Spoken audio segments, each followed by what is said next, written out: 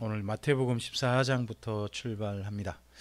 우리 마태복음 13장이 예수님의 가르치심 두 번째, 중요한 가르침 두 번째였습니다. 1차 가르침의 중요한 건 산상수훈이라면 2차 가르침의 가장 중요한 것은 천국 비유죠. 그래서 천국 비유가 13장부터 나와요. 13장부터 해가지고 25장까지가 천국 비유가 계속 나오거든요. 1차 가르침인 12장까지는 천국 비유가 한 번도 안 나와요. 한 번도 안 나오고 13장부터 천국 비유가 나오는데 13장에서만 천국 비유가 7번 나와요. 7번 나오고, 그리고 나머지에서 4번 더 나오거든요. 나중에 25장까지 가다 보면. 그래서 천국 비유는 마태복음에서 총 11번 나옵니다. 11번 나오고, 그런 천국 비유로 출발되어지는 게 예수님의 가르침 두 번째 중요한 거라면 14장, 15장은 예수님의 돌보심, 약한 자를 고치심, 바로 그 부분이죠. 그래서 14장, 15장에서 중요시 여겨야 될 표현이 있습니다. 그게 뭐냐 그러면 예수님께서 불쌍히 여기셨다 하는 표현이 14장에 한번 나올 거고 15장에 또 한번 나올 거예요.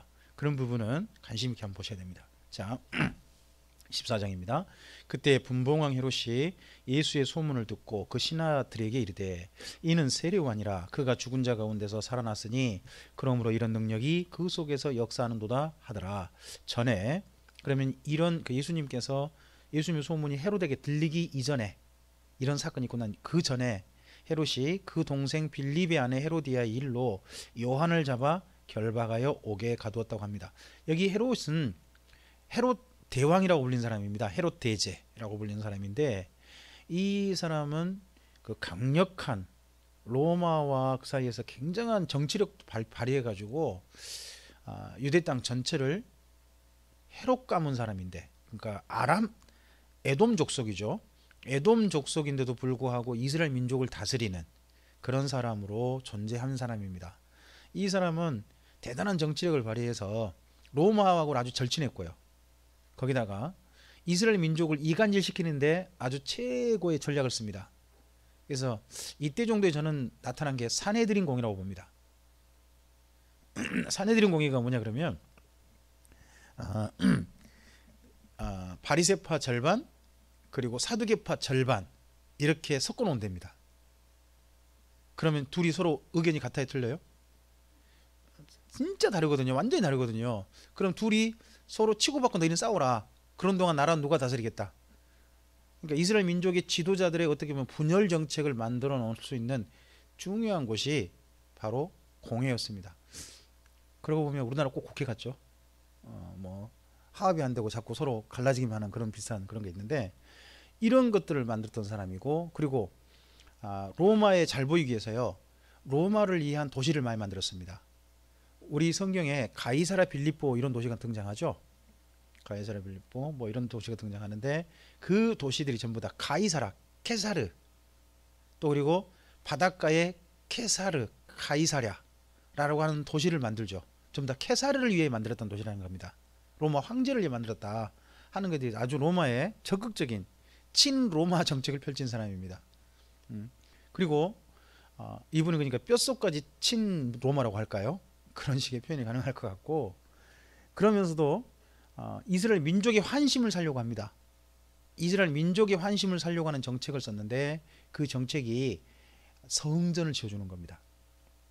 그래서 이 헤로드 왕 때 출발되어진 성전이요, 무려 60년 만에 완공됩니다. 나중에 그 정도로 굉장히 오랜 시간 걸리거든요. 그 시간 동안 성전을 지어서 누구를 예쳐 주냐? 이스라엘 민족을 예쳐 주는 겁니다. 그래서 헤롯의 가장 어떻게 보면요, 잘하는 일이 뭐냐? 건축입니다. 건축을 통해서 모든 것들을 민심을 사기도 하고 자기 공로를 치적을 내세우는 사람입니다. 근데 그와는 정반대로 이 사람은요, 이면이 있는데 굉장히 자기 위치에 대해서 불안했던 사람입니다. 자기의 그 왕권에 불안했던 사람이어서 자기 아들 3명을 죽여버렸습니다. 끔찍한 일을 벌였죠. 그런데다가 내면이 안정되지 않아서 그런지 성적으로 되게 문란했습니다. 성적으로 되게 문란해가지고 이 사람은 한 여자를 여러 명 가르치웠는데 그 중에 한 명이 여기 자기 친동생, 동생인 빌립의 아내입니다. 빌립의 아내인 헤로디아를 자기 아내로 취했던 겁니다. 근데 이 빌립의 아내 헤로디아를 취해가지고 헤로디아를 자기 아내로 삼았어요. 삼았는데 이거에 대해서 또 헤로디아에 만족하지 않고 헤로디아하고 빌립 사이에 태어난 딸이 있습니다. 딸이 있어요. 그 딸한테 또 눈독을 들입니다. 하여튼 완전 성적으로 되게 문란한 거기 그런 사람이 바로 여기 헤롯이었습니다. 사실 근데 이렇게 문란한 곳이 로마였잖아요. 그 당시에 로마에 그런 거 똑같은 거죠. 이런 그 헤롯에 대해서 누구도 뭐 로마에서는 문제 삼지 않았던 거죠. 그리고 그런 상태에 있을 때 그 헤로디아의 일을 지적했던 사람이 누구냐 그러면 세례요한이었습니다. 자, 그러면 여기서 이제 3절 4절을 조금 좀 생각해 보셔야 되는데 4절 보시면 이는 요한이 헤롯에게 말하되 당신이 그 여자를 차지한 것이 옳지 않다 하였습니다. 그러니까 이거에 대해서 잘못된 일을 보고 뭐라고 한 거예요? 옳지 않다. 자, 이것이 정치 간섭인가요? 아니면 선지자로서의 외침인가요? 이걸요 정치 간섭으로 해가지고 세례 요한은 변질됐다라고 보는 데가 신천지입니다. 그리고 또 놀랍게도요 그런 견해를 사실 펼친 데가 보수 교단 중에서도 있습니다. 그래가지고 정치에는 간섭하지 마라 하고 교단 목회자들에게 가르치는 교단도 있단 말이죠. 근데 이 부분은 그렇다 그러면요 만약에 이제 세례 요한이 이게 정치 간섭이었다면 구약의 모든 선지자가 다 정치 간섭이거든요. 구약의 모든 선지자가 그런 부분들을 고민도 해봐야 되는 거죠. 그러니까 이게 헤롯의 행태에 대해서 세례 요한은 뭐를 근거로 한 거냐? 세례 요한의 사역은요 율법을 근거로 사역합니다. 그러면 율법으로 근거해 봤을 때 정말 하나님 앞에서 멸망받을 짓거리 하고 있는 사람이 누굽니까? 헤롯이잖아요. 그럼 그에 대해서 지적할 의무가 누구한테 있는 거예요? 세례 요한에게 있는 거거든요. 그래서 세례 요한은 그거에 대해서 이야기했는데 그 이야기 한 덕분에 세례 요한은 죽임을 당하게 되는 겁니다. 그거에 대해서 이제 고개 가두었습니다.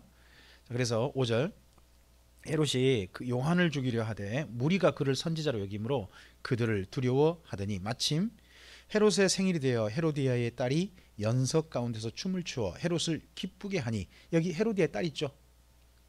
이 살로메라고 하는 이름일 거예요. 이 딸이 나중에 다른 성경에 이름이 언급되어 있는데 이 딸의 눈독을 들고 있단 말이죠. 이 딸에게서 마음을 살려고 헤롯이 맹세로 그에게 무엇이든지 달라는 대로 주겠다 약속했습니다.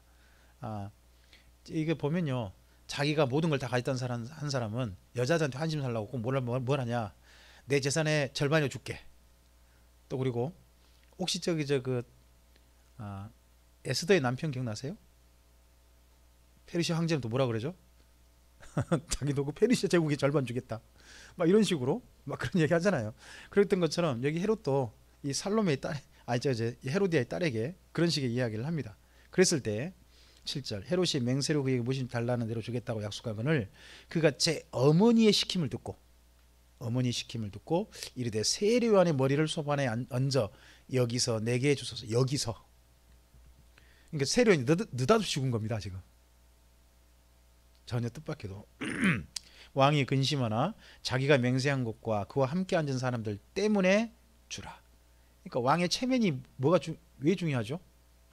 왕이 말을 내뱉을 모든 사람 앞에서 그러니까 자기 말은 지켜야 되잖아요. 뭐든 달라고 했으니까 줘야 되니까.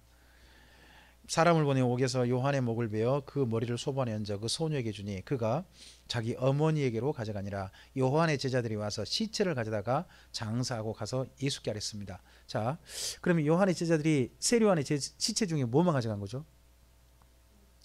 목이 잘려서 머리는 못 가져갔어요. 이렇게 묻힌 사람이 구약 성경에 한 사람 있죠.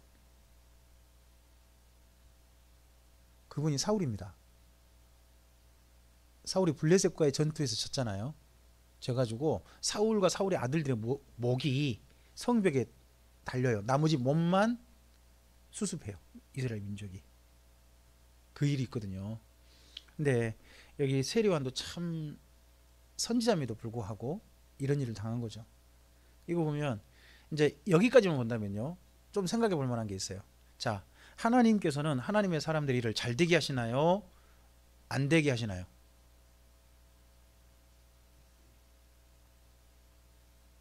자, 율법을 지키면 하나님은 형통하게 하십니까? 복을 주십니까? 벌을 주십니까? 율법을 성실하게 지키면 복을 주십니까? 벌을 주십니까? 복이라고 약속되어 있잖아요. 그러면 이제 여기 질문할 수 있죠. 세례요한 죽음이 그러면 복입니까? 충분히 생각해 볼 수 있는 부분이잖아요. 그래서 이 땅 가운데서 우리가 한 가지 조금 이해해야 할 게 있다는 거죠. 하나님께서는 복을 약속하셨지만, 예? 또 심지어 이 땅에서 성도들이 복을 누리며 살기를 저는 원하신다고 믿습니다. 또 그걸 누리는 사람도 있는 거고요. 그러나 하나님의 사람들이라 그래가지고 이 땅에서 모든 복을 다 누릴 수 있는 건 아닌 것 같습니다. 왜냐? 하나님만 계신 게 아니라 성도들이 하나님을 떠나기를 원하는 사탄이 있기 때문입니다. 하나님께서 사탄에게 뭐까지 허용하시죠? 어느 정도까지? 사탄에게 사람들을 시험하도록 하나님 허용하시잖아요. 허용하실 때 어디까지 허용하셔요? 아닙니다. 죽음까지입니다. 조금 생각해 보시죠. 우리가 욥만 생각하니까 욥은 안 죽었죠. 욥의 아들들은요. 그럼 뭐예요? 욥만 그럼 하나님의 사람이에요? 조금 생각해 보셔야 돼요. 그래서 신약성경에 보면 이렇게 말씀합니다. 육체의 목숨을 빼앗아간 자를 두려워하지 말고 그 영혼까지 지옥에 멸하는 자를 두려워하라. 그래서 사탄에게는 어디까지 허용된다는 겁니까? 죽음까지 허용된다는 겁니다. 우리가 이것까지는 이해를 하셔야 됩니다. 그러니까 우리가 사탄의 미혹이 언제까지 되는 겁니까? 죽음의 순간까지. 죽음의 순간까지. 그래서 저는 그 마지막 임종 전에 성도들을 돌보는 목사님들의 돌봄은 참 필요하다고 봅니다. 왜냐 그러면요, 임종 전에는 굉장히 많은 사람들이 속으로 갈등하게 됩니다. 지나온 시간들 그런 거라든지, 그러다 보니까 심지어 어떤 저는 예수 믿는 분 가운데 임종 전에 하나님 안 계신 것 같다는 이야기 하신 분도 많이 들었어요. 그런 분도 만났고요. 또 어떤 분은 평생 정말 성실하게 주님을 섬기고 살아왔는데 갑자기 임종 전에 저에게 질문하시는 거예요. 목사님, 저 천국 갈 수 있을까요? 죽음 직전에 굉장히 많은 고민이 사람들은 다 있기 마련이란 말이죠. 그거 보면요, 사탄의 시험이라는 것이 언제까지 되느냐? 전 죽음까지로 봅니다. 죽음까지다. 그 부분을 넘어가야 되는 거죠. 어쨌든지 세리와는 그가 성실의 끝까지 그의 바른 길을 걸어가다가 이렇게 참 느닷없이 어이없게 정말 그가 죽임을 당하게 됩니다. 자, 이 이야기를 듣고서 이 이야기를 제자들이 와서 예수님께, 세리와는 제자 예수님께 아뢰죠. 그러면 아뢰일 때 무엇을 기대했을까요? 세례요한의 제자들이 예수님께 이런 사실을 알렸을 때 예수님이 어떻게 해주길 기대했을까요? 죽고 난 다음에 알려줬잖아요. 그랬으면 어떻게 알려줬을까요? 왜? 이제 우리는 이런 부분을 좀 고민을 좀 안 해보거든요. 이제 세례요한의 제자들은 분명히 아마도 예수님께서 세례요한처럼 들고 일어나서 민중을 봉기하고 뭐 그런 쪽 기대도 했을지도 모르겠어요. 근데 예수님의 그 다음 반응이 13절 이렇게 되죠. 예수께서 들으시고 배를 타고 떠나버리세요. 13절 이렇게 나오죠. 그러니까 앞에 12절과 연결해 보시면 세례요한의 죽음의 소식을 누가 가져왔어요? 세례요한의 제자들이. 누구한테? 예수님께로.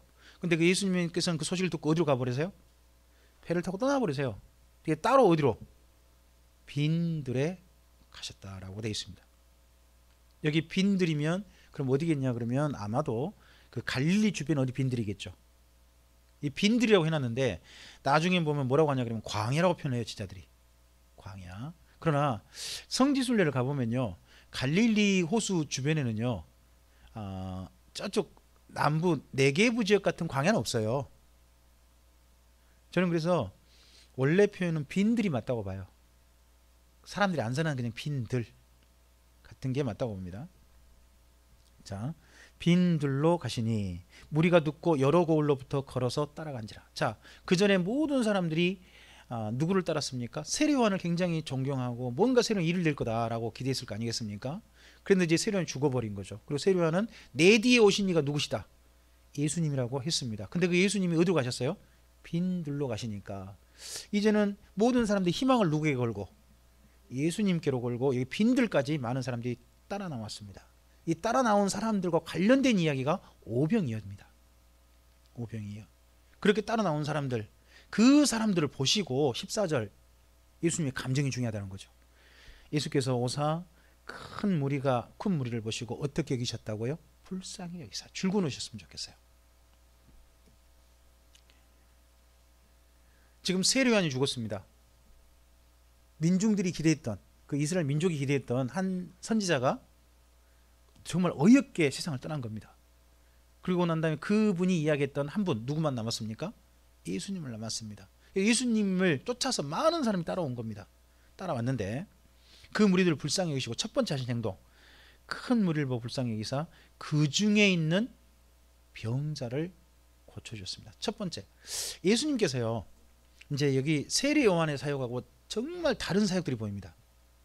세례요한은요 한 번도 병든 자 고친 적이 없습니다. 기적을 행한 적도 없습니다. 근데 예수님은 약한 자를 보시면 어떻게 해요? 반드시 돌봐주시는 거예요. 예수님이 가지신 그 하나님의 능력으로 사람을 창조하셨던 그 창조주로서 그들의 몸을 어떻게 보면 뭐죠? 리콜 다시 좀 리모델링 해주시는 거죠. 그거 해주시고 그 다음에 시간이 어떻게 되냐? 15절 저녁이 되매 그 빈들인데 저녁이 되었습니다. 제자들이 나와 이르되 이곳은 빈들이요 때도 이미 저물었으니 무리를 보내어 마을에 들어가 먹을 것을 사 먹게 하소서. 그 말은 자기들한테는 먹을 것을 사줄 수 있는 어떤 처리할 수 있는 형편이 전혀 안 된다는 거죠. 또 무리가 어느 정도 굉장히 많았던 모양이에요. 예수께서 이르시되 갈 것 없다. 너희가 먹을 것을 주라. 제자들이 없으니까 이런 이야기 한 거잖아요. 말씀드렸는데 예수님은 너희가 먹을 걸 주라. 이럴 때 제자들이 얼마나 황당했겠어요. 그러니까 제자들이 이르되 여기 우리에게 있는 것은 떡 5개와 물고기 2마리 뿐이다. 이걸요 그 요한복음은 좀 더 재밌게 표현해요. 요한복음 먼저 너희가 그러면 이제 먹을 걸 주라니까 제자 우리 없는데요. 그러니까 예수님께서 빌립이라는 사람한테 물어봤다 그러죠. 빌립에게 그래 먹을 걸 하려면 돈이 얼마나 들겠소 했더니 빌립이 어떻게 해요? 뭐 200데나리온 가지고 부족하겠습니다. 200데나리온 부족하겠습니다. 그러니까 빌립은 예산을 얼마까지 세울 수 있어요? 무리를 딱 보고 200데나리온. 근데 재산을 넉넉히 세우나요? 부족하게 세우나요? 다 먹을 수 있게 못 세워. 그분은 어떻게? 200데나리온 어떻게 하다? 부족하다. 이제 이걸 가지고 빌립의 어떻게 보면 경제적 형편을 추정한 사람도 있어요. 원래요 조금 삶의 형편이 넉넉한 분은요 남게 예산을 짜요. 남게. 근데 가난한 사람은요 목까지 타고서 살짝 작게 해가지고 아껴가지고 나머지 채우는 걸로 그렇게 보통 하거든요. 그래서 빌립이 그런 그 성향을 가지고 있는 거에 대해서 예수님께서 빌립에게 이번 기적을 통해 빌립을 조금 좀 생각을 바꿔주시려고 하셨다 하고 요한은 짐작하죠. 거기 사도 요한은 그렇게 짐작하고서 그랬을 때 한 분이 먹을 걸 가져오죠. 누가 갔냐 그러면 여기 베드로의 동생 안드레가 무리 중에 들어가 봤던 모양이야. 그랬더니 누구에게? 어린이 한 명에게 이 물고기 2마리와 보리떡 5개가 있었다는 겁니다. 그걸 다 찾아보았더니 이거밖에 없었어요. 그죠? 없으니까 그거라도 예수님이 가져온 거죠. 가져왔을 때 그때 이야기입니다. 18절입니다. 이르시되 그것을 내게 가져오라 하시고 무리에게 명하여 잔디에 앉히시고. 자, 잔디에게 앉히시고 할 때 그 혹시 나눠주 붙어 있죠? 앉히시고 보면 뭐 8장 11절 뭐라고 있는데 그게 뭐냐 그러면 기대어 눕는 겁니다. 그러니까 먹는 자세 기대어 딱 누운 자세인 거죠. 자, 앉히시고 떡 5개와 물고기 2마리를 가지사 하늘을 우러러 축사하시고 떡을 떼어 제자들에게 주심에 제자들이 무리에게 나눠줍니다. 자, 예수님께서 맨 처음 이렇게 가시죠. 너희가 먹을 것을 주라. 예수님 그렇게 말씀하셨잖아요. 그래서 예수님이 직접 나누신 게 아니라 누구에게? 제자들이 주도록, 앞서서 하신 말씀대로 제자들이 할 수 있도록 모든 걸 다 해놓으십니다. 그랬더니 다 배불리 먹고 남은 조각을 12바구니에 차게 거두었으며 먹은 사람은 잘 숫자를 잡으세요. 여자와 어린이 외에 5,000명이나 되었더라. 그럼 5,000명은 무슨 숫자예요? 남자. 그러면 이 남자들이 이 들판에 나온 이유가 뭐예요? 세례 요한도 죽었고, 그리고 이제 예수님밖에 없고, 근데 예수님은 어떻게 보면 남자들도 오는 이런 사람들 보고 불쌍히 계신 거거든요. 근데 좀 더 생각해 보면요, 이 남자들이, 이 5,000명이 된 사람들이 일자리가 없는 거예요. 가난하디 가난한 사람들인 거예요. 가장인데 가장으로 책임을 할 수 없는 그런 시체. 그러니까 그 당시가 왜 예수님이 우리를 불쌍히 했는가, 좀 종합적으로 보면 그렇게 보여요. 로마의 압제죠. 로마의 식민지 세금을 바쳐야 돼요. 그죠? 그리고 국가는 누가 다스려요? 이스라엘 민족도 아닌 에돔 사람이 다스리고 있어요. 그리고 나라 지도자들은요, 두 패로 나뉘어가지고 서로 싸우고 있어요. 그럼 자기 형편은 누가 책임져야 돼요? 자기들이 책임져야 되는데 책임질 수 있는 힘과 능력이 없는 때란 말이죠. 그리고 병든 자는 고침 받을 수 있어요, 없어요? 왜요? 돈이 없어요. 곧 치료받고 싶어도 치료받을 수 있는 형편이 안 된단 말이죠, 다들. 그러니까 병든 자를 들판까지 데리고 나오죠. 자, 이러한 형편이었을 때, 이런 형편에서 예수님께 제자들을, 그 무리들을 보고 불쌍히 여기시고 그들이 먹을 것을 책임지셨는데, 이게 사실은요, 광야의 모세를 연상하게 만드는 겁니다. 지금 빈들, 그러죠. 빈들, 그러면 어느 때죠? 광야가 떠오르죠. 그리고 광야에서 먹을 게 없는데 누가 먹을 거 주세요? 하나님이 먹을 걸 주시죠. 그리고 여기서 이 때가 어느 때인지 잘 모르시겠죠. 이게 저녁 때라고만 돼 있는데 이게 요한복음 가보면요, 6월절이에요. 놀랍게도. 자, 6월절이 지나고 난 이스라엘 민족이 광야로 나오잖아요. 광야에 나와서 뭘 먹었어요? 하늘에 만나를 먹었단 말이죠. 그런데 이 6월절 즈음에 이 곳 갈릴리 근처 베세다 광야라고 그렇게 표현하는데, 베세다 빈들, 그곳에서 예수님께서 무리들에게 먹을 게 전혀 없는 그 사람들한테 먹을 걸 나눠주는, 그것도 어떤 마음으로? 불쌍히 여기신 마음으로. 그러면 어디가 떠오르냐 그러면, 옛 이스라엘 민족과 언약 세웠던 모세, 하나님이 모세를 통해 언약 세웠던 그때를 연상하게 만들도록 이 마태복음이 지금 쓰여지고 있는 거예요. 우리는 그냥 이 부분을 읽지만 이스라엘 민족의 입장 가보면 이건요, 완전히 모세 때라. 모세 때가 오버랩 된다 그러죠. 오버랩. 그렇게 되게 이거를 썼어요. 거기다가 예수님이 어떤 분인지를 그 다음 글에 딱 또 연결시킵니다.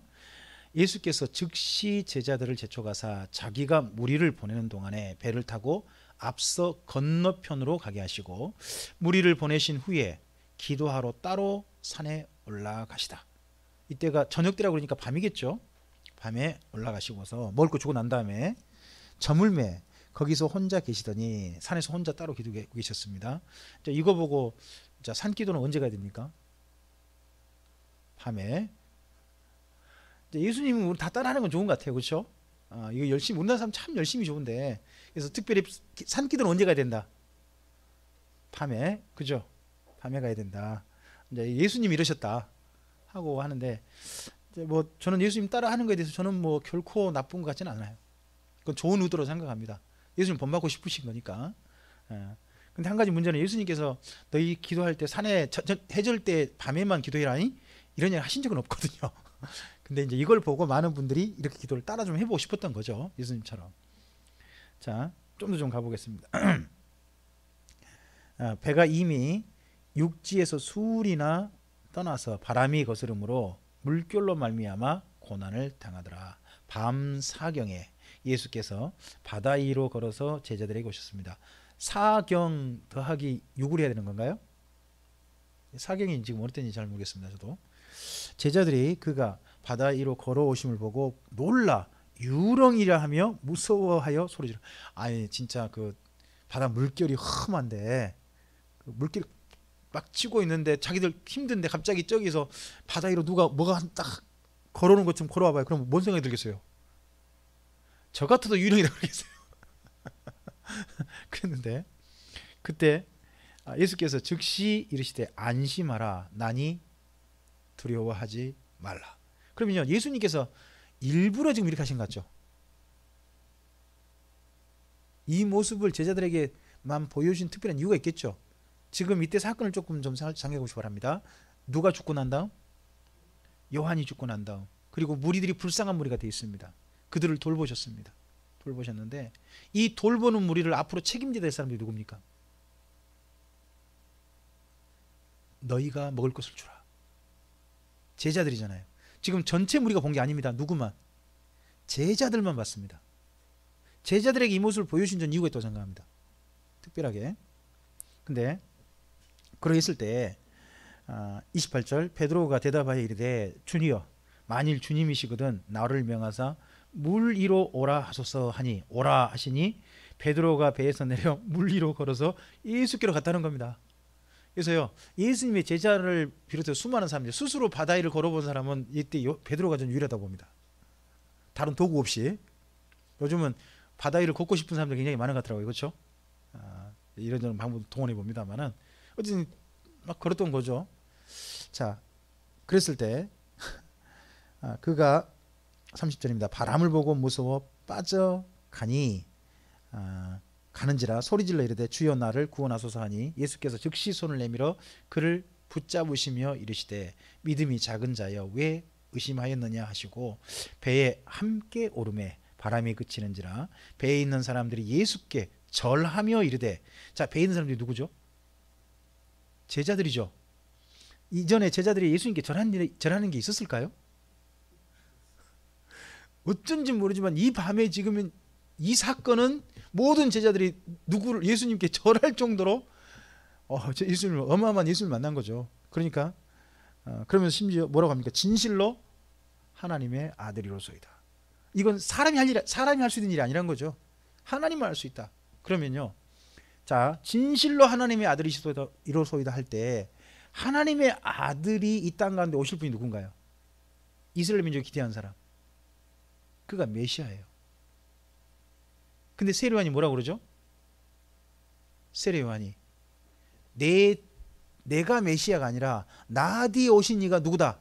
하나님 오실 그 메시아다. 한데 제자들에게 먼저는 이 바다 위로 걸어오는 예수님을 통해서 제자들에게 먼저 예수님이 어떤 특별한 일반 사람이 아니신 것을 먼저 인식시켜 주시는 겁니다. 자, 여기서 베드로가 물 위를 걸었다고 돼 있잖아요. 근데요, 같은 사건이 마가복음 6장에 있고 요한복음 6장에 있다고 위에 돼 있죠. 요즘은 성경에 잘 나와가지고요, 그 비교 성경 구절이 다 표시돼 있어요. 그죠? 근데 거기를 읽어보면 베드로가 걸었다는 이야기를 빠졌어요. 근데 마태는 기록을 해줘요. 특히 마가복음은 누구의 증언이냐 그러면 베드로의 증언이거든요. 그럼 베드로가요 다른 제자들과 비교해서 자기만 경험했던 특별한 사건들이 제법 있어요. 근데요 베드로는요 마가복음에 보면 자기 자랑을 하나도 안 해요. 이거 진짜 자랑할 만한 부분이잖아요. 어쨌든 바다에 빠졌다 할지라도 물 위를 걸어본 유일한 사람이잖아요. 근데 이거에 대해서 베드로는 말하지 않아요. 에? 다만 예수님이 어떻게 하셨다? 물 위를 걸어오셨다. 이런 이야기만 이야기하고 넘어간다는 거죠. 대신에 마가복음에서 베드로는 대신 어떤 이야기하냐? 예수님을 저주한 자기는 이야기한단 말이죠. 근데 요한복음과 누가복음은 베드로가 그냥 예수님 부인했다 하는 정도로만 예의를 갖춰서 또 이야기해 주는 것도 보입니다. 자, 제자들의 특별한 이런 만남을 가지시고 난 다음에 자 34절입니다. 그들이 건너가 게네사렛 땅에 이르니 그곳 사람들이 예수이신 줄 알고 그 근방에 두루 통제하여 자 예수님만 오면 누가 데려오냐? 모든 병자. 모든 병자를 예수께 데리고 와서 다만 예수의 옷자락이라도 손을 대게 하시기를 간구하니 손을 대는 자는 다 나음을 얻으니라. 자, 이 모든 사람들이 누구냐? 가난하고 병원 갈 돈도 없는 그 당시 이스라엘 일반 백성들이었습니다. 그런 사람들에 대해서 예수님은 기꺼이 이렇게 하는 거죠. 저는 그래서 교회가 어떻게 보면 교회를 안 나온다 할지라도 힘겹게 사는 이들을 불쌍히 여기는 마음이 있지 않습니까?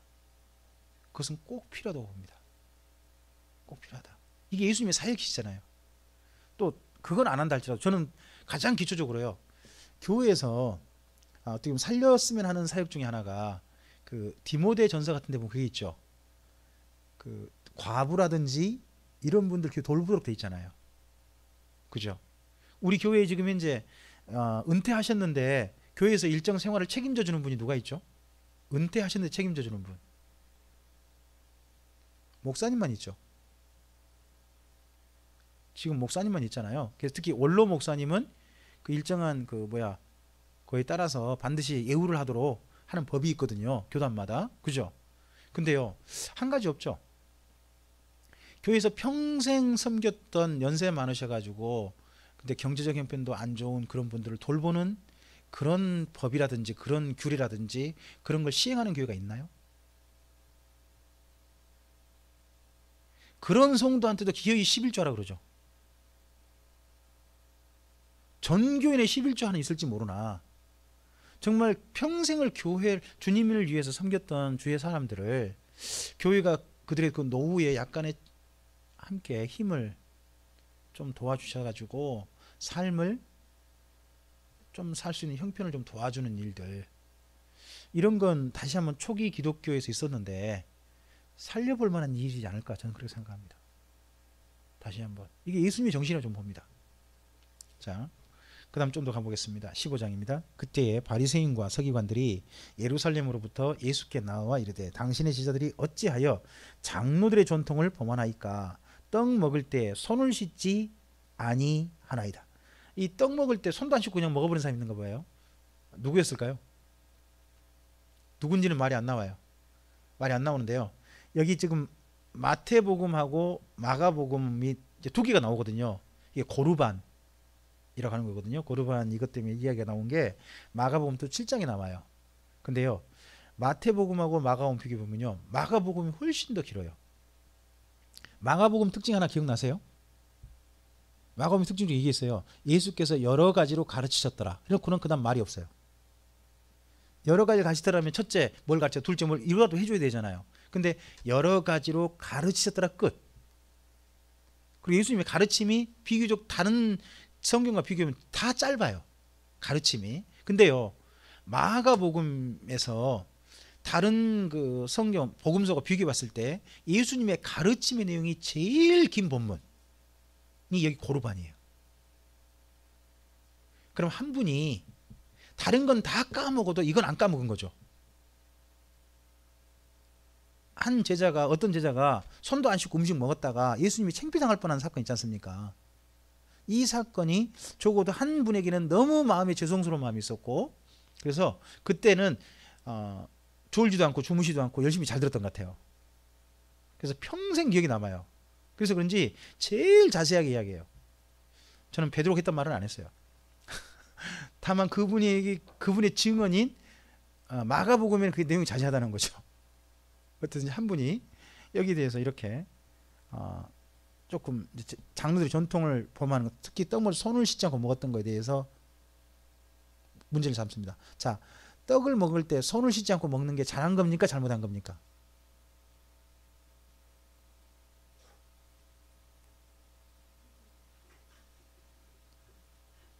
구약 성경에 근거하면요, 음식 먹을 때 많이 손을 씻고 먹도록 되어 있습니다. 이건 장로들의 전통 정도가 아니라 율법에 규정된 하나님의 사람들을 향한 건강의 방법입니다. 손을 씻고 먹는 것이 올바른 겁니다. 그래서요, 이 다음 예수님의 답변을 잘 보시기 바랍니다. 한 번도요, 이 다음 답변에서 손 씻지 않고 먹는 것이 잘했다 잘못했다 말이 없어요. 그럼 예수님도 뭘 인정하시는 거죠? 손 씻지 않고 먹은 것은 뭔가 문제는 될 수 있다는 걸 충분히 인정하시는 거예요, 지금. 그러니까 일부러 근데 그 얘기를 안 하시는 거죠. 대신에 손 씻지 않고 음식 먹는 거 더 큰 문제가 있다, 이런 식으로 그걸 따지시는 거죠.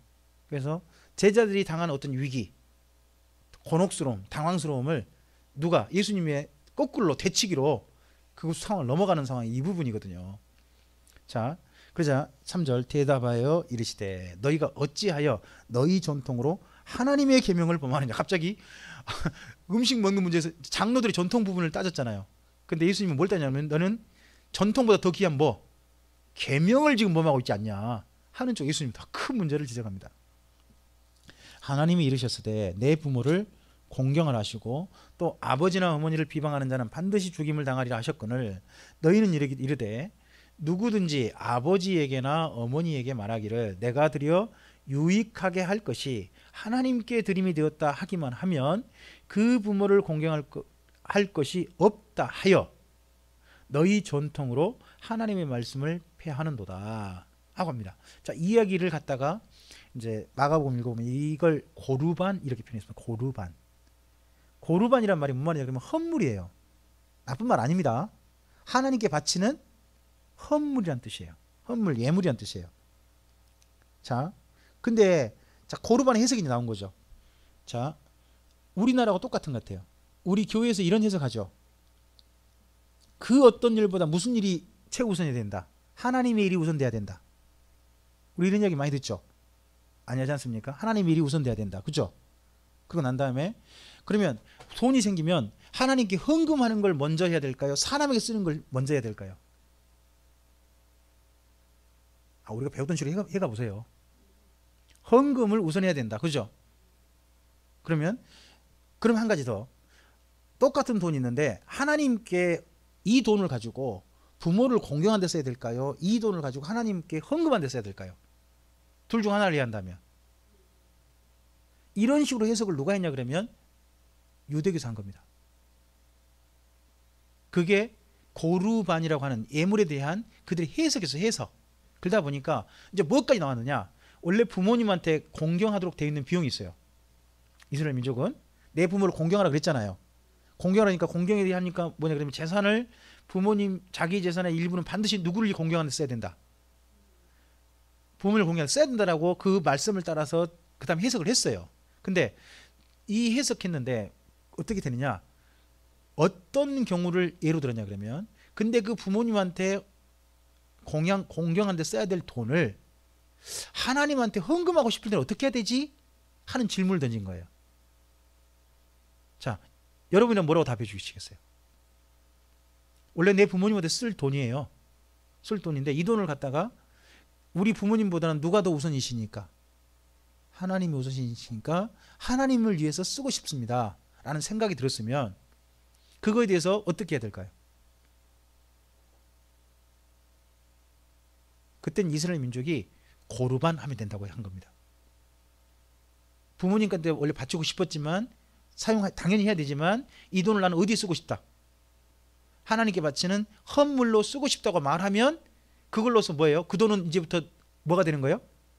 하나님께 바치는 헌금이 되는 거죠. 그러면 자, 원래 부모님을 공경해야 될 의무가 있었죠. 그 사람에게. 그 돈을 가지고. 그러면 그 돈을 가지고 의무가 있었는데 그 돈을 하나님께로 헌물로 바쳐버렸다면 그 의무는 어떻게 되죠?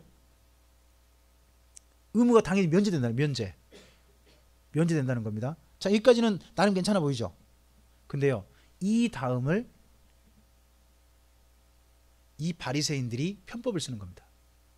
자, 하나님께 바쳤다가 이거 바친 것이 이거 바치면 안 되는데라고 싶으면 뭐 할 수 있죠? 물을 수 있죠. 물을 때는 어떻게 하죠? 바친 거의 4분의 1인가 벌금을 내면요, 나머지는 찾을 수 있어요. 나머지는. 그러면 부모님한테 원래 써야 될 헌금을 누구한테 하나님께 바쳤다가 어떻게 하는 거예요? 취소하는 거죠. 그러면 제사장한테 얼마만 가고? 4분의 1만 가고 뭐가 돌아와요? 4분의 3이 돌아오죠. 그러면 그 4분의 3은 자, 어떤 돈인가요? 이제 뭐가 면제돼 버렸죠? 부모님을 공경할 돈이었는데 그게 면제돼 버렸죠. 그럼 4분의 3은 누구 돈이에요? 자기가 쓸 수 있는 돈이 된다고요. 이런 식으로 법을 악용했던 사람들이 누구? 여기 바리새인들이라는 겁니다. 그 문제를 지적한 겁니다. 그 당시 아마도 이게 비일비재했던 것 같습니다. 바리새인들 사이. 심지어 바리새인들이 그렇게 해도 바리새인들 아무 말 안 한. 그럴 수 있어. 그래도 돼. 이런 식으로 하는 사람들이 많았던 것 같습니다. 그러니까 예수님이 그 문제를 딱 집어버린 겁니다. 그러시고서 이제 7절 외식하는 자들아, 이사야가 너희에 관하여 잘 예언하였도다. 일렀으되 이 백성이 입술로는 나를 공경하되 마음은 내게서 멀도다. 사람의 계명으로 교훈을 삼아 가르치니 나를 헛되이 경배하는도다 하였느니라 하시고, 이게 전부 다 헛된 경배죠. 하나님을 잘 섬기겠다고 만든 어떤 해석이었어요. 그죠? 근데 그 해석을 가지고 도대체 어떻게 돼버려요? 하나님 섬긴 게 아니라 악용하는 사람들이 있는 거죠. 악용하는 사람들. 무리를 불러 이르시되 듣고 깨달으라. 입으로 들어가는 것이 사람을 더럽게 하는 것이 아니라, 자, 손을 씻지 않고 먹는 게 사람을 더럽게 할까요? 더럽게 안 할까요? 그건 더럽게 하는 게 아니라 비위생적인 겁니다. 그냥 건강에 안 좋을 수 있어요. 그렇죠? 그러나 입에서 나오는 그것이 사람을 더럽게 한다. 그러니까 사람의 마음속에 있는 그것이 사람을 더럽게 한다는 거죠. 예수님 말씀은. 자, 이에 제자들이 나와 이르되 바리새인들이 이 말씀을 듣고 걸림이 된 줄 아시나이까. 밑에 걸림이란 말이 밑에 나눠줘 보시면 실족이라고 되어 있습니다. 예수께서 대답하여 이르시되 심은 것마다 내 하늘 아버지께서 심으시지 않은 것은 뽑히실 것이다. 이 말씀으로 잘 들어봐야 됩니다. 그냥 두라. 그들은 맹인이 되어 맹인을 인도하는 자로다. 제가 이럴까 봐 겁납니다.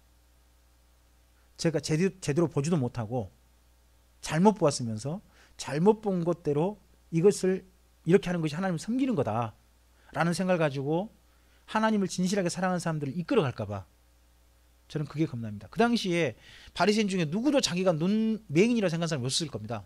나는 말씀에 눈을 연 자고 하나님의 계명을 배운 자고 계명을 따라 성도들을 하나님을 잘 섬기고 돕는 사람이 자기 스스로 생각했지 절대 자기는 이런 사람이 생각하지 않았을 겁니다. 근데 예수님은 그렇게 말씀하신 겁니다. 그들은 맹인이다. 심지어 맹인이 돼가지고 더 나쁜 게 뭐냐, 맹인이면 다른 사람 인도를 받아야 되는데 맹인이 돼서 맹인을 인도하고 있더라는 겁니다. 만일 맹인이 맹인을 인도하면 둘 다 구덩이에 빠지리라 하시니 베드로가 대답하여 이르되 이 비유를 우리에게 설명하여 주옵소서. 예수께서 이르시되 너희도 아직까지 깨달음이 없느냐. 입으로 들어가는 모든 것은 배로 들어가서 뒤로 버려지는 줄을 알지 못하느냐. 뒤로 어떻게 버려지죠? 굳이 표현 안 해도 아시겠죠? 똥으로 나옵니다. 입에서 나오는 것들은 그러나 마음에서 나오나니 이것이야말로 사람을 더럽게 하니까. 입에 나오는 게 뭐 말이죠, 말. 특별히 지금 예수님과 제자들을 여기 지금 핑계 삼으려고 문제 삼으려고 하는 그 바리새인들의 말이죠, 말. 그들의 그 못된 말들이 사실은 뭐에서 근거한다는 겁니까? 그들의 마음 때문에 그런 말이 나온다는 거죠. 그래서 마음에서 나오는 것은요, 악한 생각, 살인, 간음, 음란과 도둑질과 거짓 증언과 비방이니 이런 것들은 사람을 더럽게 하는 것이요 씻지 않은 손으로 먹은 것은 사람을 더럽게 하지 못하느니라. 자, 사람을, 그러니까 진정한 속 사람을 더럽게 하는 것은 이런 뜻이죠. 근데 예수님은요, 이 다음에 손 씻지 않고 먹어도 된다 이야기하신 건 아니에요. 그 부분도 우리 이해하셔야 돼요. 자, 예수께서 거기서 나가사 두로와 시돈 지방으로 들어가시니 가나안 여자 하나가 그 지경에서 나와서 소리질러 이르되 주 다윗의 자손이여 나를 불쌍히 여기소서. 내 딸이 흉악하게 귀신이 들렸나이다 합니다. 자, 두로와 시돈이면요, 여기 이스라엘 사람 아니에요. 이방 여자. 이걸 다른 성경 수로보닉이라고 그랬죠. 수리아 페니키아 여인이다 이렇게 표현된대요. 근데 여기는 이제 두로와 시돈이라고 해놨죠. 그쪽 지방 사는 사람이 이방 여자입니다. 내 딸이 흉악 귀신이 들려나이다 하되 예수는 한 말씀도 대답하지 아니하시니 제자들이 와서 청하여 말하되 그 여자가 우리 뒤에서 소리를 지르오니 그를 보내소서. 그 상대 하나님 좀 가라 그러십시오 좀. 예수께서 대답하여 이르시되 나는 이스라엘 집에 잃어버린 양 외에는 다른 데로 보내심을 받지 아니하였노라. 자, 우리 그러면 이거 맨 처음에 예수님의 사역이 누구를 위해 오셨는지 보이죠. 사실은 유대인을 위해서 오신 겁니다. 이건 우리가 인정해야 됩니다. 예수님이 가장 먼저 오실 때는 유대인들을 위해 오셨다는 겁니다. 여자가 와서 예수께 절하며 이르되 주여 저를 도우소서. 대답하여 이르시되 자녀의 떡을 취하여 개들에게 던짐이 마땅하지 아니라. 그러면요, 이 여자가 갑자기 뭐가 되어버린 거죠? 계율업이 됐어요. 요즘 정치판에도 개 이야기가 많죠. 우리나라도 개 이야기 많은데 성경에도 개 이야기 제법 나와요. 그러자 여자가 이르되 주여 올소이다마는 개들도 제 주인의 상에서 떨어지는 부스러기를 먹나이다. 그런다 할지라도 지금 예수님이 그런 말씀을 어떻게 보면 여인에게 모욕을 준 거거든요. 그런 결과 여인은 그런다 할지라도 예수님께서 저를 개로 취급한다 할지라도 자녀들에게 줄 떡 중에 일부는 개도 먹지 않습니까? 하는 이야기로 예수님께 도움을 청합니다. 그러자 이에 예수께서 대답하여 이르시되 여자여 내 믿음이 크도다. 자, 예수님께서요 내 믿음이 크도다 라는 표현 들은 사람 몇 사람입니까? 여러분 성경 실제 한번 찾아보세요. 내 믿음이 크도다 말을 듣는 사람 몇 사람인가? 두 사람밖에 없어요. 제가 봐서는, 읽어봐서는. 한 사람은 백부장이에요. 또 한 사람은 여기 수로보니 여자예요. 둘 다 누구냐 그러면요, 이스라엘 민족 중에 한 명도요 내 믿음이 크다는 소리를 들은 적이 없다니까요. 이스라엘 민족 중에는. 근데 누구가? 둘 다 이방인이에요. 예수님께 내 믿음이 크다는 이야기를 들으면 전부 다 이방이라는 것도 생각 한번 해봐야 돼요. 이때 예수님은 누구를 위해서 오셨는데? 유대인을 위해서 먼저 오셨는데, 유대인 중에서는 내 믿음이 크다는 이야기를 들은 사람 없지만 이방인 중에서는 내 믿음이 크도다. 그렇다면 지금 우리도 어떻게 보면요, 유대인에 비해서 우리나라 대한민국 사람 저는 믿음이 더 클 수 있다고 생각합니다. 저는 훨씬 좋을 수 있다고 생각합니다. 자, 내 소원도 되리라 하시니 그때로부터 그의 딸이 나았답니다. 그러면 귀신이 떠난 거죠. 귀신 들렸다고 했었잖아요. 그러면 예수님께서 이때부터 예수님께서 그 귀신 들린 딸 만나가지고 귀신 나가잉? 이 귀신 새끼 나가! 이런 걸 안 한 거죠. 그냥 뭐만 내 소원도 되리라 말씀하니 그때부터 갑자기 딸이 어떻게 된 거죠? 귀신으로부터 자유하게 된 거죠. 이런 부분도 있습니다. 자, 예수께서 거기서 떠나사 갈릴리 호숫가에 이르러 산에 올라가 거기 앉으시니 큰 무리가 다리 저는 사람과 장애인과 맹인과 말 못하는 사람과 기타 여럿을 데리고 와서 예수의 발 앞에 앉힘에 고쳐주시니 말 못하는 사람이 말하고 장애인들이 온전하게 되고 다리 저는 사람이 걸으며 맹인이 보는 것을 무리가 보고 놀랍게 여겨 이스라엘의 하나님께 영광을. 자, 이걸 비교를 해보셔야 돼요. 지금 앞서서 여기 4장 15장에서 첫 출발이 뭐냐 그러면요, 세례요한의 죽음이에요. 세례요한의 죽음. 세례요한의 죽음인데 죽고 난 다음에 세례요한이 떠나고 난 다음에 어떻게 보면 의지할 데가 없는 이스라엘 일반 백성을 불쌍히 여기신 분이 우리 하나님 예수님이시잖아요. 그죠? 그러면서 예수님이 그 무리들에게 어떤 분이 지금 보여주고 있어요. 어떤 분인지. 자, 방금 읽었던 우리 그 15장 29절부터 31절은요 어디가 떠올라야 되느냐, 이게 이사야서 말씀이에요. 이사야서에서 메시아 예언된 부분이죠. 메시아 예언 부분이라니까 이게요. 그러니까 이런 부분들은 그대로 예수님이 실제로 뭐 그 말씀을 이뤘단 말도 안 해요. 그냥 예수님의 모든 사역이 사실은 옛날 누구 선지자가 예언했던 누구의 모습이다. 메시아의 모습 바로 그거 아니냐. 더더구나 예수님께서 고쳐주신 사람 전부 다 어느 나라 사람들이에요. 방금 29절 31절 사이에 전부 다 이스라엘 민족이에요. 정말 자기 민족을 위해서 오신 거죠. 자기 민족을 위해서, 자기 백성이라고 생각하시는 이스라엘 민족을 위해서 오셔가지고 그들을 정말 돌보신 거죠. 자, 그러면서 32절 다시 한번 반복되어집니다. 줄었으면 좋겠습니다. 예수께서 제자를 불러주시되 내가 무리를 불쌍히 여기노라. 앞서서 4장에서도 불쌍히 여기셨다는 표현 기억나십니까? 오병의 기적 전에 그러셨죠? 그랬던 것처럼 여긴 지금 여기는 칠병이어 사건인데, 칠병이어 사건 전에도 뭐라고 하시는 거예요? 내가 무리를 불쌍히 여기노라. 둘 다 같은 표현이 먼저 언급되고 그러는 겁니다. 그러니까 이 두 사건 다 뭐냐? 무리가 불쌍해서 일을 하시다는 겁니다. 무리가 불쌍해서.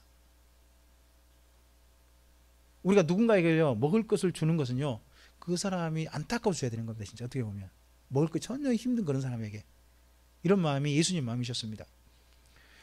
그들이 나와 함께 있은지 이미 사흘임에 먹을 것이 없도다. 많은 사람들이 지금 와가지고 세상에 지금 이 함께 있는 거죠. 그 고침받은 사람들이 떠나지도 않고 예수님께서 계속 있는 거죠. 그러면서 길에서 기진할까 하여 굶겨 보내지 못하겠노라. 저는 예수님 이 말씀 가운데요, 감격했던 말씀 중에 굶겨 보내지 못하겠다, 이 말씀이 너무 감격된 거예요. 저는 야, 그냥 고쳐줬으니까 그냥 얼른 가라 할 수도 있잖아요. 그건 떠나지 않는 무리를 어떤 마음이냐 그러면 굶은 상태로 보내고 싶지 않으시다 하는 이 마음이 얼마나 좋은지. 그래서 이것 때문에 이제 교회가 그걸 한 것 같죠. 교회 가면 밥이 나오냐 떡이 나오냐. 그래서 교회에서는 꼭 점심을 이제 먹여서 보내려고 하는 게 좀 생기지 않았나 싶어요. 정말 굶겨 보내지 못하겠다 하는 마음이 교회가 가져야 될 마음이라고 봅니다. 굶겨 보내지 못하겠다 하는 마음. 제자들이 이르되 광야에 있어 우리가 어디서 이런 무리가 배부를 만큼 떡을 얻으리까. 자, 여기 앞서 14장에서는요 빈들이라고 했었죠. 근데 여기 아예 15장에 노골적으로 표현해요. 광야. 방금 읽으셨는데 그냥 넘겨갔죠. 갈릴리 근처에 광야 없다니까요. 근데 일부러 뭐라고 표현해요? 광야. 지금 자꾸 여기 지금 마태복음이 유대인들에게, 믿는 유대인들이 쓰고 있거든요. 그래서 지금 어디를 연상시키고 있냐 그러면 출애굽 때 사건을 자꾸 연장시키고 있는 게 보입니다. 예수께서 이르시되 너희에게 떡이 몇 개나 있느냐 이르되 7개와 작은 생선 2마리가 있나이다 하거늘, 예수께서 무리에게 명하사 땅에 앉게 하시고, 이번 땅에 앉게 한단 말이 보시면 기대어 눕는 겁니다. 그러니까 편안한 식사죠. 이걸 이스라엘 민족은 자유인의 식사라고 그렇게 표현하기도 합니다. 진짜 편안한 상태에서 아무 걱정 없이 기대어 누워서 식사하는 거, 이걸 이스라엘 민족 그렇게 꿈꾸죠. 편안히 눕게 해가지고.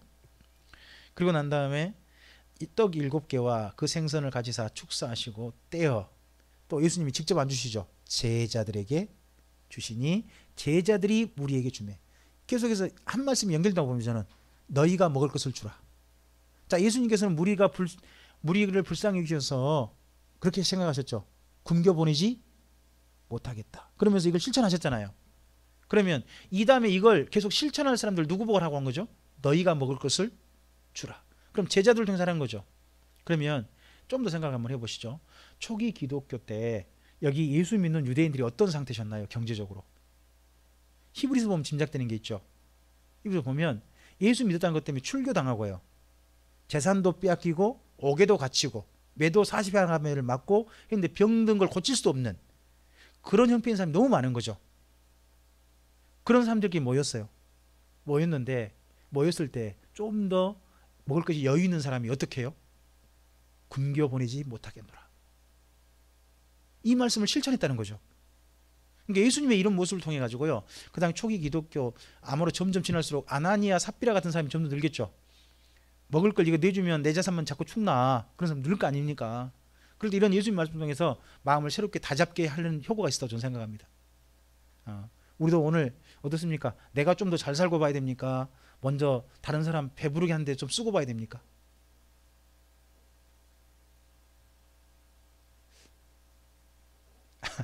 상당히 고민되는 부분입니다. 이게 성도들은 누구한테 말해도 이건 고민할 부분입니다. 내가 먼저 일단 기본 돼야지. 소위 말해서 우리말 그 말 있잖아요. 목구멍이 내 목구멍이 폭투청인데, 그런 표현도 있잖아요. 그러니까 이런 표현을 보면 상당히 그 당시 초기 기독교 성도들의 삶에 있어서도 갈등이 많았겠다 하는 것도 충분히 보인다는 겁니다. 자, 다 배불리 먹고 남은 조각을 7강줄에 차게 거두었으며 먹은 자는 여자와 어린이 외에 이번에도 4,000명, 남자만 4,000명, 그럼 나머지 더하면 어마어마한 무리인 거죠. 이었더라. 예수께서 무리를 흩어보내시고 배에 오르사 마가단 지경으로 가셨다고 되어 있습니다. 자, 여기 그래서 14장 15장에서는 두 사건을 크게 집어넣어 있죠. 하나는 오병이에요, 또 하나가 칠병이에요. 그리고 또 중간에 병든 자를 고치신 사건들, 그렇죠? 돌보는 사건들을 넣었습니다. 그리고 그런 예수님의 사역에 대해서 예수님의 이걸 통해 뭘 보여주냐 그러면 바로 자신이 메시아라는 걸 자꾸 보여주고, 메시아, 하나님 보신 메시아라는 걸 자꾸 보여주고 있습니다. 그런 예수님에 대해서 트집 잡는 사람도 있었죠. 바리새인들 작은 문제 트집 잡고 그런 사람도 있었습니다. 그런 속에서도 예수님께서는 그 길을 한결같이 걸어오고 있는 게 보입니다. 자, 그리고 난 다음에 이제 16장부터요 이제 논쟁이 또 돼요. 논쟁. 자, 예수님의 전파, 복음 전도는요 사실 논쟁으로 많이 전도돼요. 논쟁으로. 그 중에서 16장이 있습니다. 자, 16장에 특히 유명한 말씀이 있습니다. 너희는 나를 누구라 하느냐. 주는 그리스도이시오 살아계신 하나님의 아들이십니다. 신앙 고백이 담겨있는 장이기도 합니다. 자, 바리새인과 사두개인들이 와서 예수를 시험하여 하늘로부터 오는 표적 보이기를 청하니, 이건 뭔 말입니까? 당신이 메시아라면 진짜 표적 좀 보여주시오 라고 합니다. 하늘로부터 오는 표적이, 이들이 요구하는 표적이 뭘까요? 자, 예수님이 여러 가지 표적 보여주셨죠. 무슨 표적이죠? 모일 때마다 뭘 해줘요? 병든 자 고쳐주죠. 그리고 이 빈들에 있을 때 누가 와서 훔쳐봤을까요? 바리새인들 안 왔겠냐고요. 봤겠죠. 또 제자들 통해 소문 들었겠죠. 예수님 물을 걸어버렸더라고. 바다를 걸어들어 소문 들었잖아요. 근데 그걸로는 표적이 아니라는 거죠, 그들은. 그러면 여기 바리새인들이 원하는 표적은 뭘까요? 바리새인들이 머릿속에 담긴 메시아는 어떤 메시아 되죠? 가르치고 있는 메시아는 다윗의 후손으로서 이스라엘 민족을 나라답게 만들고 왕국으로 만들고 강대국으로 만들 왕국을 이룰 메시아, 왕인 메시아를 원하고 있거든요. 그걸 가르치고 있어요. 여태 가르쳤어요. 그러면 여기서부터 오는, 하늘에부터 오는 표적이란 게 뭐냐 그러면 다른 표적 아니란 말이죠. 진짜 그분이 왕이다, 왕으로서 나설 수 있는 그런 표적들을 보여달라고 하는 겁니다. 지금 그에 대해서 예수께서 대답하여 이르시되 너희가 저녁에 하늘이 붉으면 날이 좋겠다 하고 아침에 하늘이 붉고 흐리면 오늘은 날이 굳겠다 하나니, 실제 그런가요?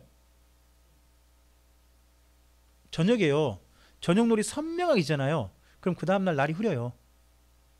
잘 보시면 실제 우리나라도 그렇습니다. 그래서 저녁에 저 가을철 같은 때 저녁 빨간 노을 칠 때 있잖아요. 그 다음날 잘 봐보세요. 묘한 그런 게 있습니다. 이거 동서양이나 다 마찬가지인 것 같아요. 지구, 똑같은 지구니까.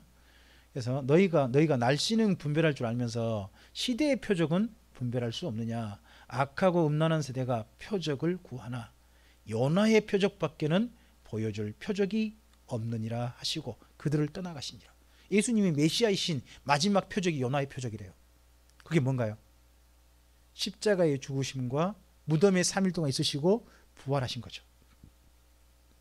이게 요나의 표적입니다. 근데 이 표적을 그러면 그 다음에 받아들였냐가 문제겠죠. 그 표적을. 근데요, 놀랍게도요, 나중에 사도행전 읽어보면요, 율법에 열심히 있는 유대인들이 예수님 믿는 사람이 수만 명이래요. 그럼 실제 바리새인들에게 교육받은 많은 사람들이요, 예수님을 믿은 거라니까요. 그런 것도 있습니다. 자, 제자들이 건너편으로 갈새 떡 가져가기를 잊었답니다. 예수께서 이르시되 삼가 바리새인과 사두개인들의 누룩을 주의하라 하시니, 바리새인뿐만 아니라 사두개인까지 언급하셨습니다. 제자들이 서로 논의하여 이르되 우리가 떡을 가져오지 아니하였도다 했습니다. 여기서요, 이게 이제 비교가 좀 돼야 돼요. 마가복음하고 여기 마가복음 8장하고 좀 비교를 해보셔야 되거든요. 본문을 읽어보면 재밌는 게 두 개 비교가 돼요. 첫째는 제자들이 말할 때 뭐라고 해요? 우리가 떡을 가져오지 아니했다 했는데 마가복음 뭐라고 되냐? 떡 한 개 외에는 없더라 이렇게 돼 있어요. 그러면 마태가 기억하기로는 떡이 어떻게 몇 개나 있죠?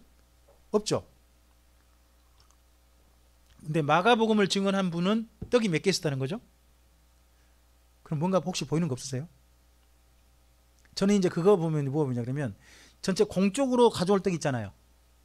예수님이 제자들이 딱 함께 먹을 떡, 그걸 한 개도 없었던 것 같아요. 근데 한 분이 자기 혼자 먹으려고 따로 챙겼나 봐.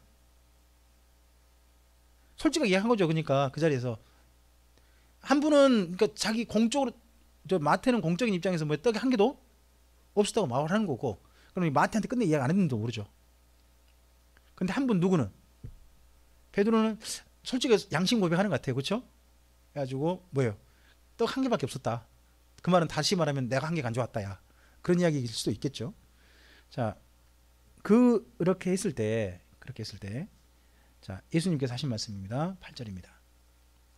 예수께서 아시고 이르시되 믿음이 작은 자들아 어찌 떡이 없으므로 서로 논의하느냐. 너희가 아직도 깨닫지 못하느냐. 떡 5개로 5,000명을 먹이고 주운 것이 몇 바구니며 떡 7개로 4,000명을 먹이고 주운 것이 몇 광줄이었는지를 기억하지 못하느냐. 그러니까 떡이 없어도 충분히 먹을 수 있다 하는 걸 이미 제자들이 보여줬지 않느냐. 그러면 여기 사두개인과 바리새인 누룩이란 그 먹거리 떡이 아닌 게 아니지 않느냐 하는 이야기신 거죠. 그래서 그다음 말씀, 어찌 내 말한 것이 떡의 간함이 아닌 줄을 깨닫지 못하느냐. 오직 바리새인과 사두개인들의 누룩을 주의하라 하시니. 이단 말씀이 또 마태복음하고 마가복음이 달라요. 마태복음 이렇게 돼 있죠. 그제서야 제자들이 떡의 누룩이 아니요 바리새인과 사두개인들의 교훈을 삼가라고 말씀하신 줄을 뭐 했다고요? 깨달았다. 마가복음은요? 그래도 뭔 말인지 못 알아먹었다. 이렇게 나와요. 그러면 두 분이 비교되죠. 한 분 솔직히 인정한 거죠. 그때 예수님 두 번째 말해도 알았다 못 알아먹었다. 그래도 뭔 말인지 못 알아먹었더라요. 그리고 한 분은요. 아 그래, 바리새인과 사두개인들의 교훈을 주라는 말씀이구나, 깨달았던 거죠. 그러면 이거 보면 뭐가 뭐냐 그러면 마태는 깨달은 거죠. 누구는 깨닫지 못하시고요. 이제 그건 이제 우리가 모르지만 하여튼 마가복음을 증언하신 분은 깨닫지 못하신 거죠. 자기 입장에 솔직하게 그분도 또 이해가 있습니다. 모르는 건 잘 모른다고 그 부분도 보입니다. 자 13절입니다. 예수께서 빌립보 가이사라 지방에 이르러 제자들에게 물러 이곳이 헐몬산 근처죠. 헐몬산에 그 만년설이 쌓여가지고요, 그 눈이 사르르 녹아서 산속에 스며들고 밑에서 물이 콸콸 쏟아 나오는 수원지, 첫 수원지, 출발지 같은 곳이 여기 가이사라 빌립보입니다. 그래서 가이사라 빌립보에는 물이 막 처음 나오는 곳이라 그 신의 물이란 게 그 당시에 굉장한 하나님이 준, 신이 준 선물이잖아요. 그러니까 신전이 많았던 곳이에요. 신전. 근데 가이사라 빌립보라는 이름이 붙었잖아요. 그죠? 그러면 가이사란 말이 붙었다면 누구를 위한 신전이 있겠어요? 황제. 당연히 황제를 위한 숭배 신전이 거기 있는 겁니다. 그래서 거기에 지금 가이사랴 빌립보 가보면 신전이 4개 있었다고 그러죠. 보면 이제 뭐 신전 가운데 뭐 춤추는 당나귀 신이라는 이름이 좀 기억이 나요. 춤추는 당나귀 신이라는 신도 있고, 그리고 황제 숭배 신전 그게 있고, 나머지 또 2개 신이 더 있어요. 그런 신전이 4개가 딱 있는데 그 신전이 있는 그곳을 일부러 가셨습니다.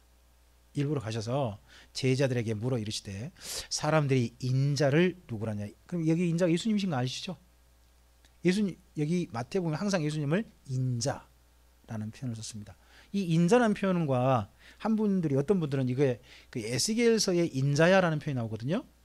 에스겔서에. 그래서 어떤 분들은 에스겔서의 인자야가 여기 신약성경에 예수님의 그림자다라고 말하는 분들이 있으세요. 근데 그 말은 틀려요.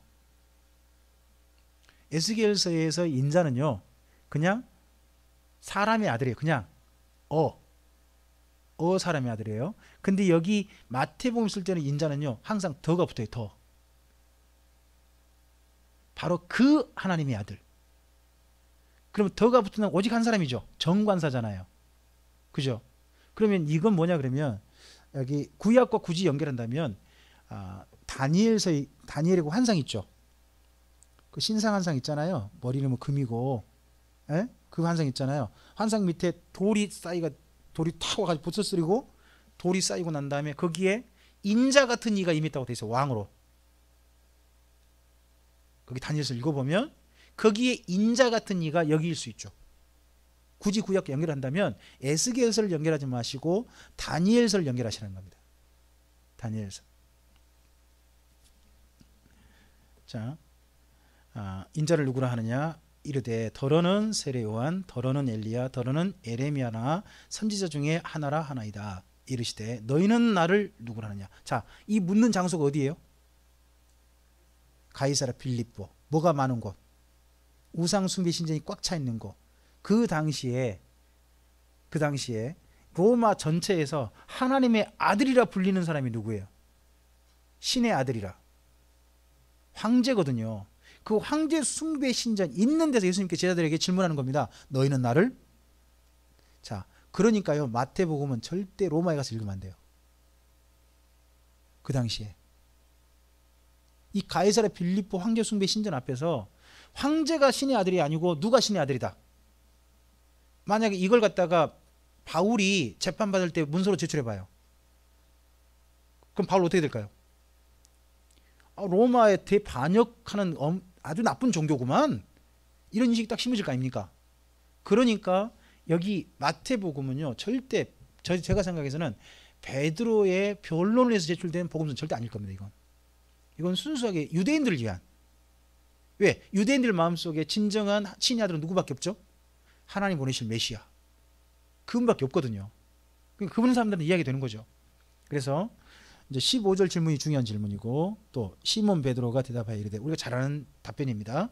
주는 그리스도시요 살아계신 하나님의 아들이십니다. 세상에 이 답변을 그 로마 숭배 신전 앞에서 베드로가 뭔 정신으로 했는지 모르지만 이렇게 한 거죠.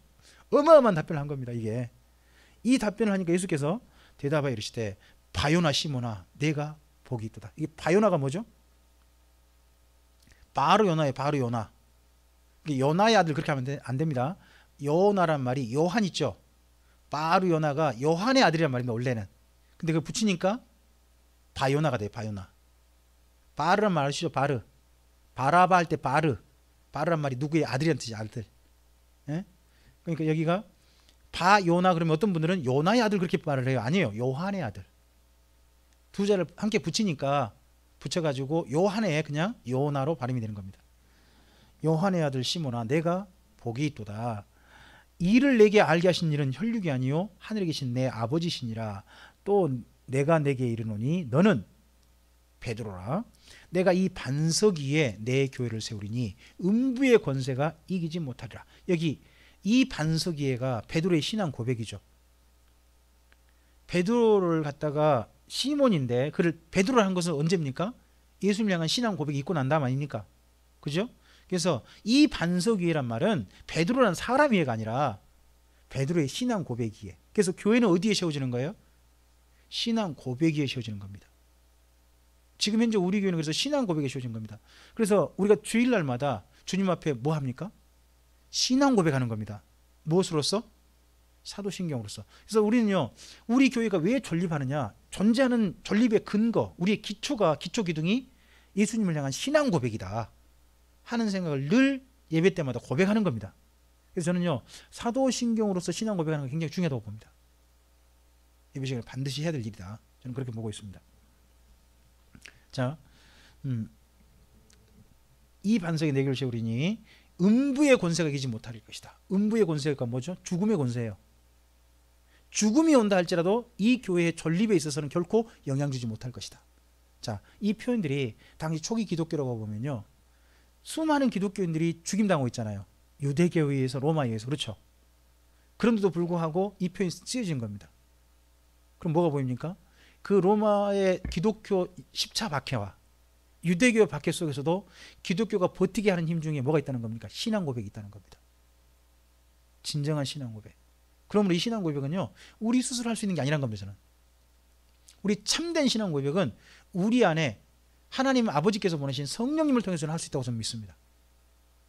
베드로가 했던 것처럼. 내가 천국 열쇠를 내게 주리니 내가 땅에서 무엇이든지 매면 하늘에서도 매일 것이요 내가 땅에서 무엇이든지 풀면 하늘에서 풀리리라 하시고. 이거 보면요, 19절 보시면 이거 베드로에게 준 것 같죠? 근데 이 다음 성경에 좀 가보면요, 교회에게 줬어. 교회. 이게 베드로에게 준 게 아니고 교회에게. 그럼 너라는 사람이 누구겠어요? 신앙 고백한 예수님의 교회. 교회에게 이게 줬다는 겁니다. 그러니까 저는요, 하나님 나라를 누군가가 또 들어갈 수 있도록요, 들어갈 수 있도록 어떤 열쇠를 맡긴 사람이 모든 성도로 저는 생각합니다. 나를 통해서 누군가가 예수님께로 들어올 수도 있고요, 사실 내가 문 닫으면 누구도 못 들어가는 겁니다. 우리가 전도 안 해보십시오. 그러면요, 그럼 못 들어가는 거 아닙니까? 어마어마한 권세가, 어떻게 복음 전함이 어마어마한 신앙 고백이라는 게, 신앙 고백할 수 있는 사람으로 인도한다는 게 어마어마한 권세인 겁니다. 성도가 지금 걸리고요 하시고, 이에 제자들에게 경고하사 자기가 그리스도인 것을 아무에게도 이르지 말라 하십니다. 이때로부터, 자, 신앙 고백이 있고 난 다음부터, 이때로부터 가이사랴 빌립보의 그때로부터 예수 그리스도께서, 자, 이름을 잘 보시기 바랍니다. 이전에는 예수께서죠. 거기 13절도 보시면 예수께서잖아요. 17절도 예수께서죠. 근데 갑자기 21절에 예수님이 된 표현이 달라졌죠. 예수 그리스도께서. 표현이 완전 달라졌습니다. 예수 그리스도께서 자기가 예루살렘에 올라가 장로들과 제사장들과 서기관들에게 많은 고난을 받고, 자, 고난을 누구한테 받는다고요? 장로들, 대제사장들, 서기관들. 그러면 그 당시 유대교 지도자들이죠. 지도자들이 많은 고난을 받고 죽임을 당하고 제3일에 살아나야 할 것을 제자들에게 비로소, 이때부터 비로소, 그 전에 말씀 안 하시다가 신앙 고백 있고 난 다음에 예수님을 그리스도 참으로 신앙 고백하니까 그때로부터 이야기를 하셨다는 겁니다. 나타내시니 베드로가 예수를 붙들고 항변하여 이르되, 이번 그 성경에 조금 그 번역된 표현이 앞서 있는 개역하고 달라진 표현이 항변하여입니다. 이전에는 베드로가 예수를 붙들고 간하여 이르되 이렇게 나와요. 근데 이번에는 이 항변하여가 훨씬 원어에 가까워요. 쉽게 말하면 예수님의 말씀하신 건 못마땅히 여기요. 예수님을 가르치듯이 이런 표현이거든요. 이게요. 주여 그리하지 마옵소서. 이 일이 결코 주께 미치지 아니하리다. 그러면 베드로가 뭘 각오한 겁니까?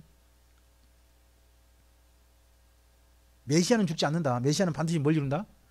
왕국을 이룬다. 그 왕국을 이루는 메시아는 결코 죽지 않는다고 누구한테 배웠을까요? 바리새인한테 배웠죠.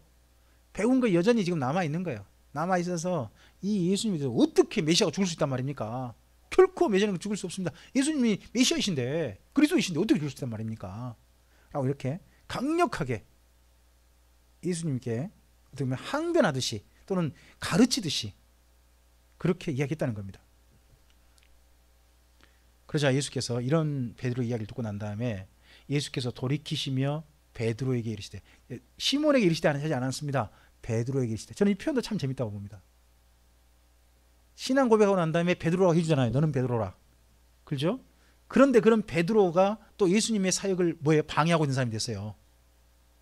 그러면 뭐가 보이냐 그러면요, 하나님을 진실하게 믿는다 할지라도 하나님의 일에 역행할 수도 있다는 겁니다. 다 하나님 마음 다 알아가지고 모든 일에 다 그렇게 좋은데 우리는 우리 선입견이 있고요. 우리가 스스로 가지고 있는 상식이 있고요. 우리가 가지고 있는 나름대로 배운 게 있어요. 그게 있어가지고 본래 하나님의 일을 진짜 하나님의 사람인데도 불구하고 오해할 수도 있다는 겁니다.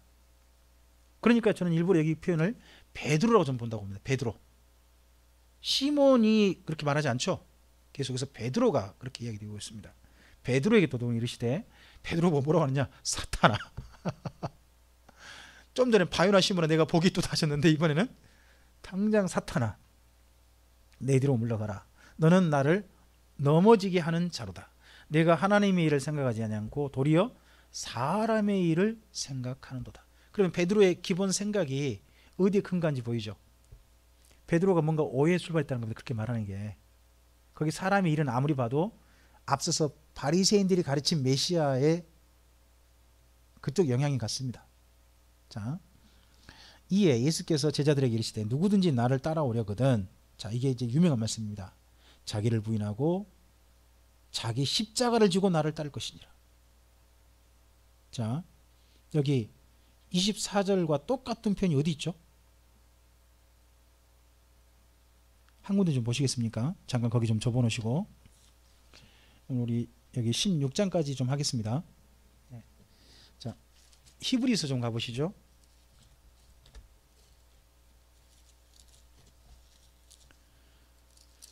자, 히브리서 13장 가보세요.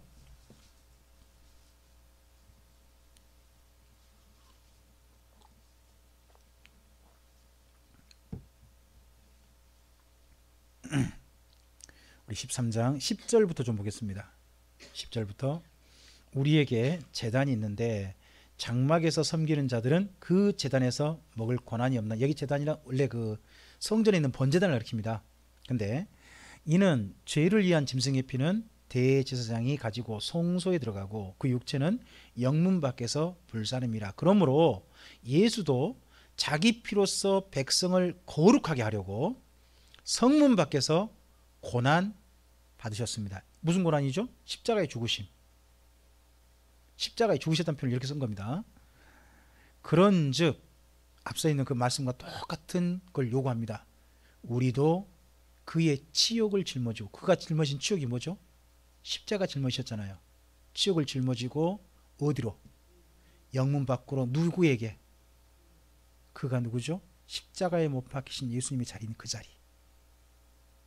우리도 거기 나가자.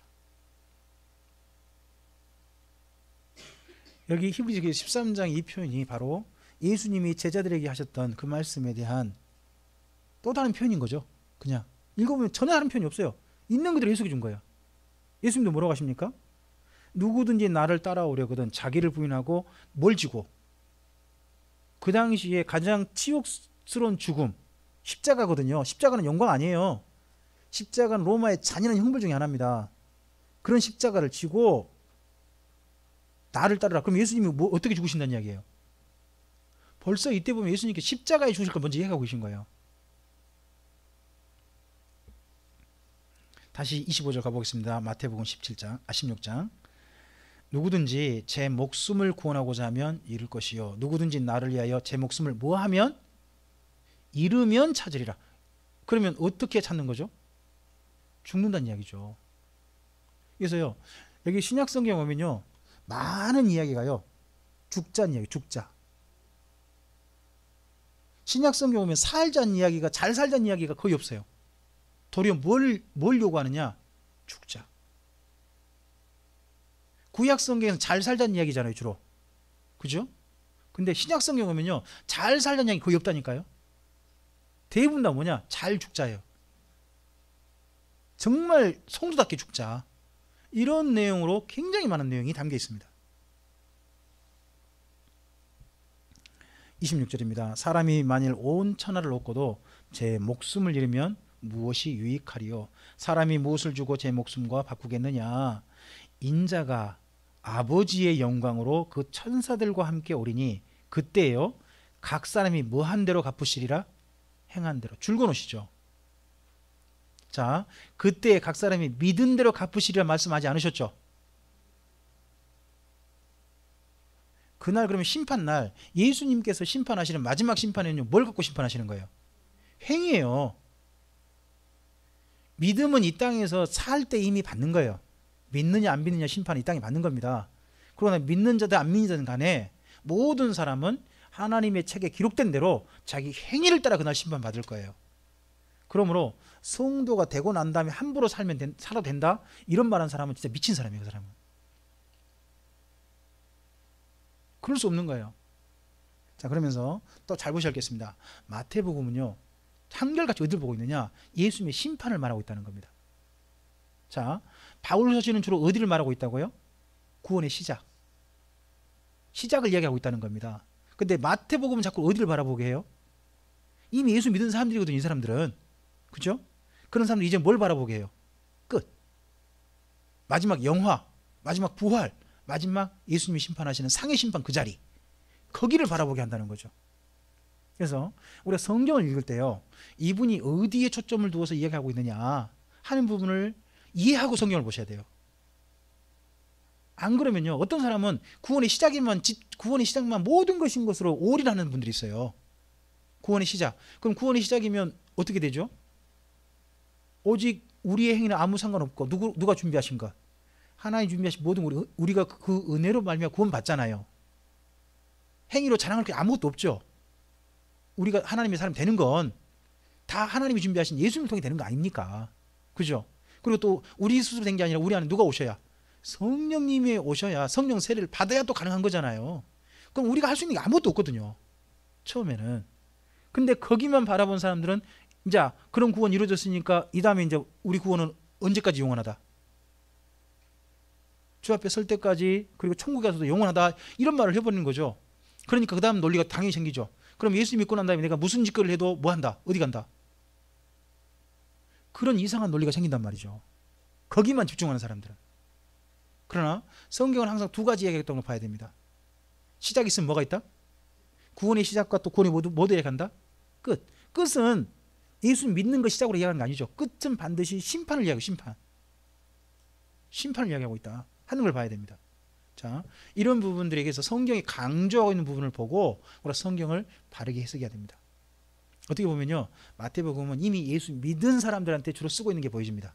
시점들이, 그런 관점들을 가지고 성경을 좀 읽어했으면 좋겠습니다. 자, 오늘 여기까지 하죠.